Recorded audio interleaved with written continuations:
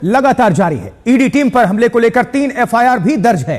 कल हमला हुआ और अब एफआईआर। इस बीच बड़ी खबर उत्तरी 24 परगना से है, जहां टीएमसी के नेता को गिरफ्तार कर लिया गया है। राशन घोटाले में यह गिरफ्तारी हुई है। बोनगा के पूर्व नगर निगम अध्यक्ष शंकर आध्या को गिरफ्तार प्रवर्तन निदेशालय ने किया है। गिरफ्तारी के वक्त आध्या के सैकड़ों समर्थकों ने हंगामा किया। सुरक्षा बलों ने हल्का बल प्रयोग किया और सभी को खदेड़ दिया और फिर उन्हें गिरफ्तार किया गया।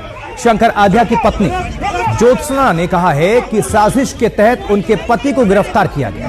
वो तो जांच में सहयोग कर रहे हैं, फिर भी उन्हें ईडी की टीम उठा ले गई। 2 तस्वीरें आपको दिखा रहे हैं, एक कल की तस्वीर है और एक आज की तस्वीर है। 6 जनवरी आज की तस्वीर और वहीं कल की तस्वीर। ईडी अधिकारियों पर जब हमला किया गया, उनकी गाड़ियों को क्षतिग्रस्त कर दिया गया। जानकारी यह भी है कि जो वॉलेट, पर्स, लैपटॉप, मोबाइल सब छीन लिया गया और इस पर जो सुरक्षा कर्मी थे उन सभी का बयान भी आया है और वो काफी जख्मी है। तस्वीरें दिखा रहे हैं।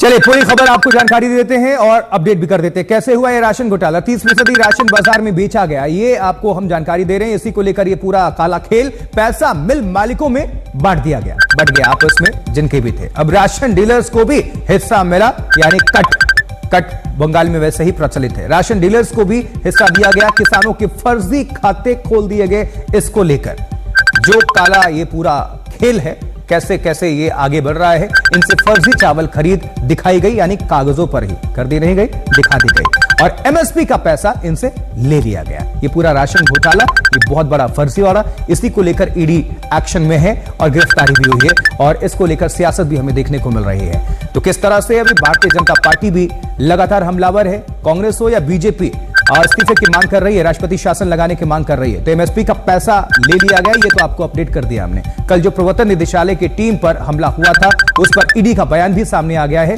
ईडी ने कहा है कि 800 से 1000 लोगों की भीड़ ने घेर कर हमला किया था।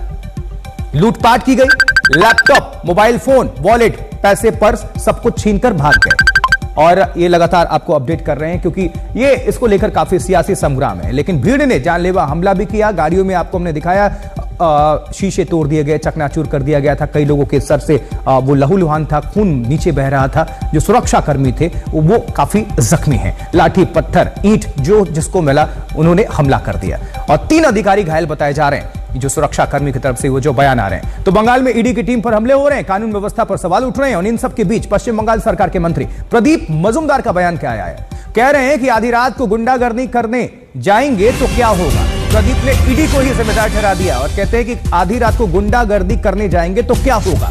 इस तरह से बचाव किया जा रहा है, यानी कि जो लोग जख्मी हुए हैं ईडी के अधिकारी, ईडी पर ही सवाल उठाया जा रहा है, उन पर आरोप लगाए जा रहे हैं कि वो गुंडागर्दी करने आए थे और अपने लोगों को बचाया जा रहा है। अपनी सुरक्षा तो करनी होगी ना, ये सवाल किया जा रहा है। लेकिन पश्चिम बंगाल में सुरक्षा के लिए सरकार को बताना चाहिए था, ये कह रहे हैं प्रदीप। क्या कहना है सुनवाते हैं। রাত্রির 2:30টার সময় আপনি একা একা যাবেন মাস্তানি করতে, তো আপনাকে তো সুরক্ষিত রাখতে হবে, আপনাকে তো জানাতে হবে। আপনি যখন কোনো সংকটে যদি পড়েন, আপনি তো আইন শৃঙ্খলা এই রাজ্যের তো ওদের হাতে নয়, তো আপনি আইন শৃঙ্খলা বিঘ্নিত করতে গেছেন, এই আশঙ্কা তো থাকা উচিত ছিল, তো জানানো তো দরকার ছিল। तो टीएमसी के जिस नेता के घर कल एनफोर्समेंट डायरेक्टोरेट की यानी प्रवर्तन निदेशालय की टीम छापा मारने गई थी, उसका एक पुराना बयान भी सामने आया है। बीजेपी आईटी सेल ने इस बयान को ट्वीट किया है, जिसमें दावा किया जा रहा है कि शाहजहां शेख कह रहे हैं कि ईडी की टीम यहां आई तो उसके दांत तोड़ दूंगा। बीजेपी आईटी सेल ने दावा किया है कि यह बयान 1 जनवरी का है और 5 जनवरी को जब ईडी की टीम पहुंची तो उन पर जानलेवा अटैक कर दिया गया। পুঁজি আমাদের পুঁজি হলো মানুষের আশীর্বাদ, আর ওর পুঁজি হলো কি CBI R E D. CBI ED বাদে সাধারণে বাল তো দূরের কথা, একটা চুল ছেড়ে দেখা বিজেপির দালালে কান খুলে শুনে নেয়।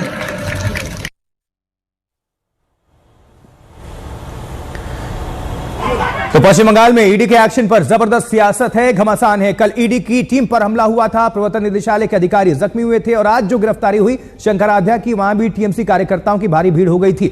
ये आपको हम दिखा रहे हैं कि कौन किस तरह से फिर हमलावर है। इस पर ईडी पर हमला हुआ, बयानों के तीर वो आगे बढ़ते रहे। बंगाल में लोकतंत्र पर खतरा, ये आप देख पा रहे हैं। सीपी आनंद बोस कह रहे हैं राज्यपाल, और राज्यपाल ने अल्टीमेटम भी दिया है।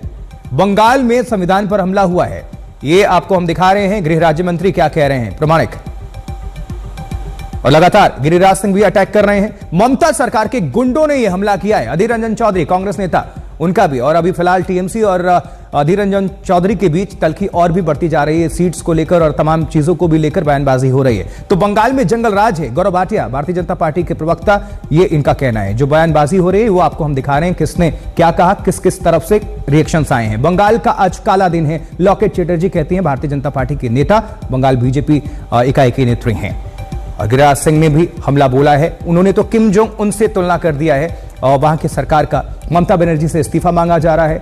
और जिस नेता के घर ईडी की टीम छापेमारी करने गई थी, उसका एक पुराना बयान भी सामने आया है, जिसको भी थोड़ी देर पहले सुनवाई भी थी। एक बार फिर से आपको सुनवाएंगे किस तरह से। लेकिन ब्रेकिंग न्यूज, जो बड़ी खबर है वो लगातार पहुंचा रहे हैं। ईडी आएगी तो दांत तोड़ देंगे, शाहजहां शेख का ये बयान वायरल हो रहा है और बीजेपी आईटी सेल ने इस बयान को जारी किया है। जब ईडी की टीम बंगाल पहुंची 5 तारीख को, तो उन पर अटैक कर दिया गया। 3 जो उनके अधिकारी हैं वो जख्मी हैं, लहूलुहान हैं। और इस बयान से जोड़कर देखा जा रहा है कि किस तरह से उकसाया गया। শুরু তো পুঁজি, আমাদের পুঁজি হলো মানুষের আশীর্বাদ, আর ওর পুঁজি হলো কি CBI R E D. CBI ED বাদে সাধারণে বাল তো দূরের কথা, একটা চুল ছেড়ে দেখা বিজেপির দালালে কান খুলে শুনে নেয়। আর শুরু तो इस पर পুঁজি, আমাদের পুঁজি হলো মানুষের আশীর্বাদ, আর ওর পুঁজি হলো কি CBI R E D. CBI ED বাদে সাধারণে বাল তো দূরের কথা, একটা চুল ছেড়ে দেখা বিজেপির দালালে কান খুলে শুনে নেয়। तो राजनीतिक घमासान होना ही था इस पर। अब पॉलिटिकल रिएक्शंस की बारी है। किस किसने क्या कहा है आपको हम सुनवा देंगे। दिखा तो रहे हैं तमाम जो लीडर्स हैं उनकी एंट्री हुई है और इसको लेकर आरोपों के केंद्र में टीएमसी, ममता बनर्जी, वहां की सरकार। सुनिए सर आप। देखिए, बंगाल में लोकतंत्र नाम की कोई चीज नहीं है। वहां लगता है किम जोंग की सरकार है। अधीर रंजन ने कहा है अब लोगों की हत्या हो जाए तो कोई बड़ी बात नहीं, मंत्री जाते हैं, उनको प्रोटोकॉल की गाड़ियां नहीं। तो ये ममता बनर्जी का लोकतंत्र है।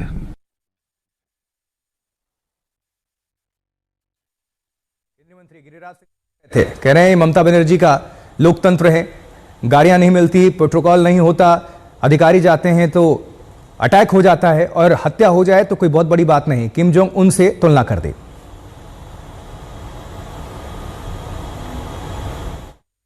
এর থেকে যুক্তিযুক্ত আর কমেন্টস কি হতে পারে, যেখানে বিচারপতিদেরকে থ্রেট করা হচ্ছে, বিচারপতিদের বিরুদ্ধে ওপেন টিভিতে যেখানটায় কটু মন্তব্য করা হচ্ছে, যেখানে বিচারপতিদের ভয় দেখানো হচ্ছে, বিচারপতিদের বিরুদ্ধে পোস্টার পড়ছে, ইডি হামলা হচ্ছে, আগামী দিনে বিচারপতিদের উপর না হামলা হয়, এই যেখানে অবস্থা পশ্চিমবঙ্গের আইন শৃঙ্খলার, সেখানে এটা fit case for imposing presidential rule. রাষ্ট্রপতি শাসন করার জন্য উপযুক্ত আইন শৃঙ্খলার অবনতি হয়েছে বাংলায়। तो बीजेपी और कांग्रेस की तरफ से राष्ट्रपति शासन की मांग की जा रही है और लगातार हमला किया जा रहा है दोनों ही पार्टियों की तरफ से। निशाने पर टीएमसी, ममता बनर्जी। अनुपम मिश्रा का रुख करेंगे, पश्चिम बंगाल से हमारे संवाददाता जुड़ चुके हैं। अनुपम, आज सुबह से क्या अपडेट है आपके पास, दर्शकों को बताइए। कल जिस तरह से घमासान देखने को मिला और तोड़फोड़ हिंसा हुई, क्या आज लॉ एंड ऑर्डर सब कुछ कंट्रोल में है? गिरफ्तारी भी हुई थी। देखिए जी आशुतोश, देखिए आज सुबह से ही जो कल स्थिति थी वैसी स्थिति तो बिल्कुल नहीं है। जो अर्ली मॉर्निंग जो गिरफ्तारी हुई है मुंह अंधेरे शंकराध्याय की, उस वक्त थोड़ा सा chaos जरूर हुआ था, लेकिन कल जिस तरह की परिस्थिति हुई थी, ईडी अधिकारियों पर हमला, वैसी स्थिति आज नहीं है। आज ईडी की ओर से एफआईआर भी दर्ज करा दी गई है। पश्चिम बंगाल पुलिस ने सुओ मोटो केस भी दर्ज कर लिया है और छानबीन शुरू हुई है। हालांकि अभी तक जो मुख्य आरोपी है शेख शाहजहां, उसके बारे में पता नहीं चल रहा है, क्योंकि जहां कल ईडी की टीम गई थी, जहां उन पर हमला हुआ, उस नेता शेख शाहजहां का एक वीडियो जरूर सामने आया है जो कुछ दिन पुराना है, लेकिन उस वीडियो से एक बात जरूर पता चल रही है कि उसको एहसास था कि इस तरह से ईडी सीबीआई की टीम आ सकती है। तो ये एक प्रोवोकेटिव बयान, भड़काने वाला बयान भी इसके पीछे जिम्मेदार हो सकता है। जिस तरीके से ईडी सीबीआई पर, ईडी की टीम पर हमला हुआ, लोगों ने हमला किया, तो वो जो 5 दिन पहले जो बयान दिया गया, उसमें वो साफ झलक रहा था कि वो एक भड़काने वाला बयान वो दे रहे हैं, कह रहे हैं कि मेरा कोई कुछ नहीं कर सकेगा, यहाँ पर आने की हिम्मत नहीं है। तो उसके एक तरह से ये हो सकता है कि उनको खबर रही हो कि ईडी की टीम वहां जाना चाह रही है या आ सकती है, और लोगों को पहले से ही भड़का दिया गया हो और उसी के बाद ये हमला हुआ हो, ये भी बात है। शेख पर भी कोई नाम दर्ज, एफआईआर दर्ज हुआ है शेख को लेकर भी? देखिए, अभी तक नामजद तो नहीं है, लेकिन मुझे लगता है कि इन्वेस्टिगेशन जब शुरू होगा तब धीरे धीरे उनका नाम जरूर आएगा, क्योंकि उन्हीं के घर में जब ईडी की टीम पहुंची थी तब हमला हुआ था। बहुत बहुत शुक्रिया आपका इस खबर पर दर्शकों तक जानकारी पहुंचाने के लिए, अनुपम मिश्रा, पश्चिम बंगाल से आज तक के संवाददाता।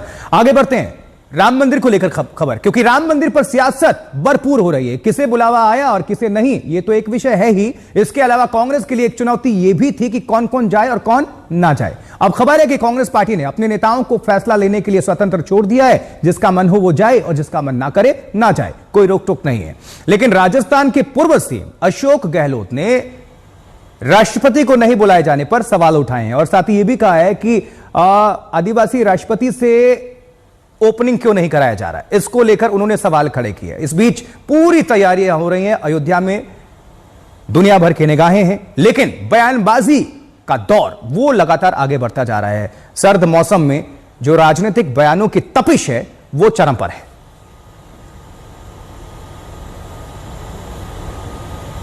राष्ट्रपति जी को बुला नहीं रहे हो, वो आदिवासी महिला है। ये मौका था मोदी जी के लिए। मैं बात विशेष मोदी जी की कर रहा हूँ, जो ओबीसी के हैं। ओबीसी वालों को गर्व हुआ होगा जब प्रधानमंत्री बने तब। एक प्रधानमंत्री हमारे ओबीसी की श्रेणी का बन गया, प्रधानमंत्री बन गया है। मैं पूछना चाहूँगा, उनके लिए सुनहरा मौका था। ये छुआछूत का कलंक है देश के अंदर, मानवता में कलंक है छुआछूत का, और हिंदुओं में ज्यादा है। ये मौका था राम मंदिर का, वहाँ प्राण प्रतिष्ठा करवाते ये दलितों से भी, आदिवासियों से भी, ओबीसी से भी, सभी धर्मों के लोगों से, और शंकराचार्यों को आगे रखते।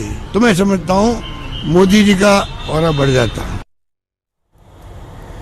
समाजवादी पार्टी सांसद डिंपल यादव ने कहा है कि राम मंदिर का निमंत्रण आए या ना आए, राम तो हमारे मन में है, हमें किसी के निमंत्रण की जरूरत नहीं है। प्रभु श्री राम जब बुलाएंगे तो हम जाएंगे। हम तो मन से भगवान राम जी के साथ है। मैंने पहले भी बोला था कि हम सबको भगवान जो राम है उनके आदर्शों को अपने जीवन में उतारना है और उनके मार्ग पे चलना।